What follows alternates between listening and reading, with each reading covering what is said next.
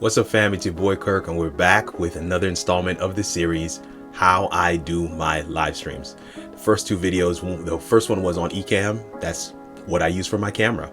What do I use for my camera? Ecamm.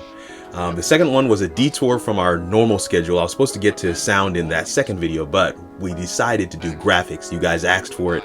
We decided to deliver. So what do I use for my graphics? What I use to make my custom backgrounds and lower thirds? I use Canva. So in this video, we're going to dive into what I use for my audio, what I use for my sound. So we're going to dive into that right after this.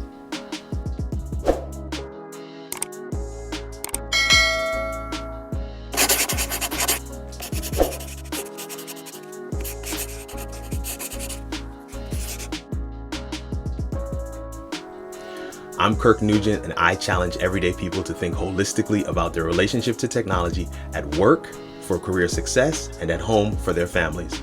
In this video, we're going to dive into the platform, or I should say software, called Loopback. Loopback is a very powerful tool that allows you to do a number of things on your computer, and it's kind of in keeping with some of the other tools that I use: Ecamm, Loopback, StreamYard, Canva. All of these are very accessible tools, and these are how I make my live stream pop. Want to have some audio in the background playing softly while you're interviewing somebody live? That's how you do it. You use Loopback. There are other ways to do this with hardware, but if you're asking how I do it in this series, I'm going to tell you it's what I use for my sound is Loopback. Before we dive into Loopback, I want to show you a couple other pieces of the puzzle that you'll need to see as well. All right, and I'm actually taking you to kit.co/KirkRNugent. This is my kit. It's kind of where I have all of my gear. So I'm going to go to my office setup right now, and I'm going to show you two items, really just two items in here, and they're both on this lineup right here. One is the Lensint audio video capture cards. This is one of the audio sources. It takes both audio and video from the camera and brings it into the machine. And then this, I don't even know how to pronounce the name of this microphone, but this Suidmi, great microphone, does a really great job. You got to have some sources, obviously, for your live stream for you to be able to get good sound, good audio in. So one of those things can be your camera. Your camera has a built-in microphone, but you probably want to use something a little bit more robust, something that you can control the gain on. That is critical. This microphone, as you can see here, you can control the volume. You can plug your headphones right into the bottom of it, but you can also control the gain. It has a couple of different options to adjust how your sound works. So that's that space. Then what we got to do is go to rogueamoeba.com. Yeah, rogueamoeba.com is the website you'll go to purchase the software. And as you're seeing right here, it is for Macs. I apologize for not saying this earlier in the video, but Loopback is a solution for Macs. So is Ecamm. So they really work well hand in hand with one another. There are alternative type applications like Loopback for Windows machines as well, and I'll put those in the description. But Loopback is a Mac only platform. So Loopback is $100 lifetime. This is how much the software costs, and this is where you get it from, rogueamoeba.com. It is a $99 purchase. That is rogueamoeba.com. This is where you purchase the application Loopback from. And yes, it is only for Macs. So now you purchase it, you install it, you get the license applied, and so then you come in, and this is essentially what the screen will look like. I have it up here in the corner here, Loopback, and it will, when you create a new virtual device, you'll click this plus sign here, and it will come up with the name Loopback. So that's all I've done. You're seeing another microphone here, and what I want to show you here on this side is all of these microphones. All of these are your microphones, and they present to the machine as a virtual microphone. Well, they're virtual microphones, but they present to the machine as a real microphone. And so as you're seeing here, you've got Loopback, and then I've got this virtual mic with Suidmi. That's this microphone. And you can actually see the volume level on that thing already. I also have down here the settings or preferences screen for the Mac, right? That's a standard screen we're all used to. And you're seeing in the output, the virtual mic and loopback, both of the two that you see up here. So I'm going to actually change this name real quick. I'm going to call it New Mic. Just going to call it New Mic and save that. So New Mic is what I've changed the name to. Of course, the name is still loopback here, and that is the device, but it will refresh itself. So I've created a new mic, and it is in the side here, and I can click on this one just to kind of give you an idea. Okay, there's some of the things that are on that. I'm going to turn it off. So you see that once I turn it off, it disappears from the list of devices in your system, right? That virtual mic is no longer there. So it's gone. And as you can see, New Mic has actually shown up. So it refreshed the name. I don't know what the deal is there, but either way, we go back up here to New Mic, and essentially the brainchild is you come into sources, you're going to hit this plus sign, and you're going to add anything you want in here as a source. So the way I do it, because I didn't want to confuse and have multiple microphones coming in on one source, there's a reason why I named this one with Soidmai. So that's why that one is the one that I use as my primary. And so you can see it here, SF900 is this microphone, the microphone I'm using right now. And so I'm going to click that. I'm going to add that as a source. And so that shows up here. I'm also going to add in Ecamm, because I do use Ecamm to send audio. Well, I use Ecamm as my virtual camera, so I send my video, my camera, to other systems. So I want to make sure that I can also send the audio, if I want to play a video, through this virtual microphone into other systems. And so all I would need to do in a program like Zoom or StreamYard is to select my microphone and make sure I select New Mic in that system. So I've selected Ecamm as a source, and you can see here it's on, but nothing's playing. So I'm just going to actually go over to a different screen and play something on Ecamm. You're probably hearing that in the video, but you see that the sound levels are there in the New Mic for Ecamm. So I'm going to stop playing that, and you see that sound level goes back down. And they have it stretched out so you can kind of see where, kind of like you're plugging in these things. It's like having a virtual mixing board. So I'm going to add another source, right? I'm going to add Google Chrome. And Google Chrome, a reason why I add that, I did a birthday, had my sister's birthday party. A bunch of us were together on Zoom, and we just pulled up a reggae playlist, like a 4-hour reggae playlist on YouTube. I pressed play on that thing, and because my virtual microphone was my microphone, it included this mic and it included Chrome, I was able to send that audio into the Zoom hangout, if you will, and we just had a good old time jamming together. It was playing soft in the background, and we were still able to talk and laugh, but every now and again a good jam would come on. Anyway, so I'm including Google Chrome in here as one of my sources. So actually this, because I generally only do one physical microphone as a source at a time. So for this microphone, for this virtual microphone, I should say, I'm going to use this mic, which is the SF900. So that's in there, and that's good to go. I'm going to create another virtual device, and I'm going to call this one capture card. I'm going to call it capture card mic. I'm going to go back over to this one and call it SF900 mic. And the reason why I'm doing that is because I want to ensure that I can tell very quickly and easily, depending on what application I'm in, which mic I'm selecting. And so these mics, essentially, from a virtual standpoint, they include all these other pieces, whether it be Google Chrome, Ecamm, or whatever else I would like to put in there, so that I can bring that audio into my stream, or if I'm bringing it into a Zoom session or whatever else. So, but the main mic that I want as the primary, what I'm speaking into, I don't want to duplicate that. And that's the reason why I've set it up like this. So here we're still on this mic. And one of the things I forgot to add here was Finder. And the reason for that is, I mean, any video at all, you might want to play it. And if I press this space bar to you'll see that that's kind of taken over the whole screen. But I want you to see on the screen now that the Finder levels are rolling, because this is playing music through Finder into this virtual microphone. So we definitely want to do that. The other thing that you need to know is that any one of these you can turn off. So you don't, and I always tell people to make sure if you're adding Chrome to your virtual microphone that you turn it off at least initially, and turn it on only when you want it, because a lot of our applications we're using Google Chrome to go into them, like StreamYard, and so you don't want to create the loop. Think about that, folks. You don't want to create the loop. You don't want audio from StreamYard coming into your microphone and going back into StreamYard. So because you don't want to create that loop, you have to do it this way.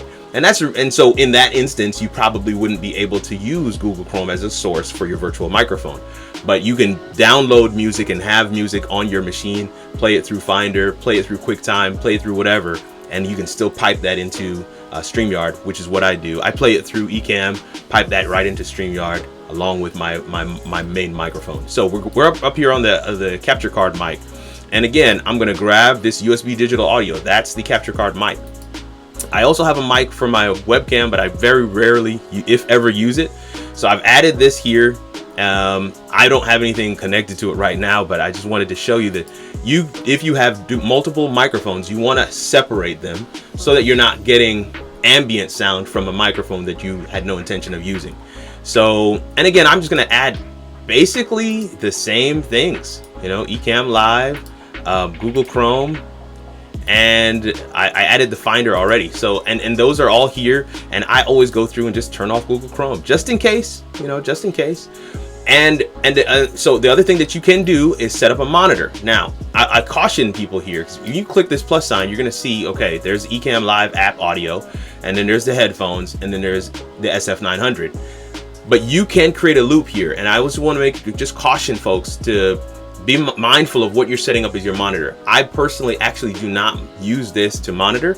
I just have my headphones plugged in, and if I'm in a live stream, right? I'm probably talking to people on screen, and so I don't want to have other things playing in my ear that I don't need to have playing in my ear when I'm actually talking to people or interviewing them in a live stream. So I usually don't use the monitors, but that is essentially it. So the next thing we need to do is jump into Zoom or StreamYard and see how all of these play out. Let's do that right now. So here we are. I've got Zoom and I've got StreamYard up on the screen, and we're gonna take a look at some of the settings for both of them. Let's do StreamYard first. So StreamYard, we're gonna click Enter Broadcast Studio, and we're coming in there. And of course, I always have them default muted, both microphone and camera turned off, but there they both popped up. All right, so I'm clicking Cam Mic, click the audio setting, and here in the microphone part, I'm gonna select that SF900 mic, and you see that it says virtual next to it. That's something that Loopback does, but every system, every application, everything on your computer can see these microphones as a input, as a source. And so I select that, and even now, because this virtual microphone has this mic that I'm using on it, you can see the audio level from that, from me speaking on the mic. But let's just play something else real quick. We know that in this microphone, I'm going to go to the SF900. In this microphone, we have all of these items on here, right? So we've got the Finder, we have all these things. So I've got that selected now, and so I'm going to actually press. Let's get a video going here, right? So I'm going to press the space bar on. I'll get one of these Finder videos going. Boom. This is a video of our practice. I hope you can still hear me. So that is going. We know it's going. Let's go back over here. And as you can see, audio level in StreamYard is going even when I'm not speaking. So I'm going to stop speaking now. And it's getting its audio from that video, which is pretty cool. So we know that our microphone is working. I'm going to stop this now. So we know our microphone is working. We know that it is not only getting my audio, which you're actually hearing as well, because we are recording using this virtual mic right now, which is why you're able to hear that audio as well. But it's also getting audio from Finder and any of the other items that we've included in here, Ecamm, whatever. We know that it's going to get the audio from those places. I'm actually going to turn on Google Chrome for the next test, not for StreamYard, because remember I said StreamYard is a part of is actually using Google Chrome, so we don't want to create the loop. So now I've gone into this meeting, pulled up this meeting in Zoom, and you can see already right off the bat that the microphone is green because it's picking up my audio level. Let's go into audio settings real quick, and you'll see we have selected in Zoom SF900, which is my microphone, this microphone, the physical microphone. But if we go to SF900 mic, which is the virtual microphone that we just created in Loopback, now you're seeing it's still getting my audio levels, and the proof is in the pudding, folks, because I'm actually using this virtual microphone right now to record this piece of the video. So if you're hearing me and Zoom is hearing me, that means that virtual microphone is working. So that's pretty cool already. So now we did include Chrome in this microphone. So let's pull up YouTube. All right, let's pull up a video on YouTube and see if we can't get that audio to be included as well. I'm going to go to my channel, of course, youtube.com/KirkRNugent, and you're already hearing welcome to you're hearing the audio, but you're hearing it somewhere else as well. So I'm just going to come over here real quick and change this to SF900. That's just output. I'm changing that because I don't want you to hear it coming through the speakers. So I'm coming back over here, and we're going to unpause this video. How it all works. Okay, so you are hearing that audio in the recording, and you're hearing me because the virtual microphone is working with Loopback. So I'm going to be quiet for a second. And leadership. In that space, you can get some very intricate and those audio levels are also going into Zoom. And so here is one of the beautiful things about this in terms of the power of this program. I'm going to keep this Zoom audio setting window up, but I wanted to come back over here to Loopback and show you right here. I'm going to actually mute Google Chrome. You notice all the audio levels have stopped, and you're no longer hearing the video. I'm going to unmute Google Chrome, and work harmoniously together. That video is back. So I'm going to come back over here, and we're going to, of course, stop the video. But you can see the true power of this thing. You can see that you can basically add in any piece: QuickTime, Google Chrome, your Finder, other audio sources that you have on your system. People have used Loopback to add in other applications that you may have. You may be way more of an audio head than I am, and so you're already bubbling with ideas of how I could use this and really make my stuff sing. But for me, when I go into these applications, I go into Zoom, when I go into StreamYard, I choose one of my virtual microphones as my microphone for that system, and that's how I'm able to get a richer experience. That's how I'm able to add audio in the background of my interviews. That's how I'm able to do what I need to do to make my stuff pop, and that is how I set up my live stream. Well, there you have it, folks. Loopback. That is the name of the application. That is the platform that I use for my audio, for my live stream sound.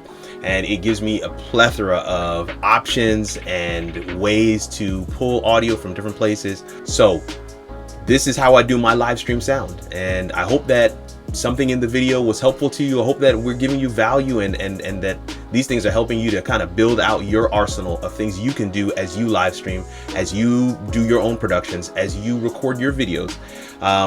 We're hoping that you have already taken the journey and hit that subscribe button.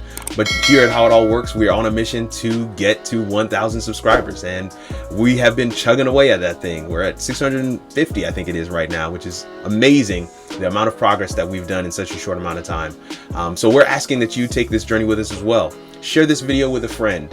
Continue to watch. One of the issues that we're having right now is that our watch hours are a little bit low. Maybe we need to make longer videos. I don't know, but continue to watch our content.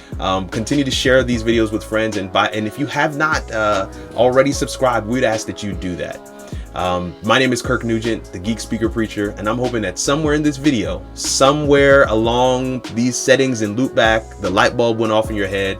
You started to see how you could use some of this stuff for your own projects, for your own videos, for your own live streams. And somewhere you kind of put the pieces together to figure out how it all works. I'll see you in the next video.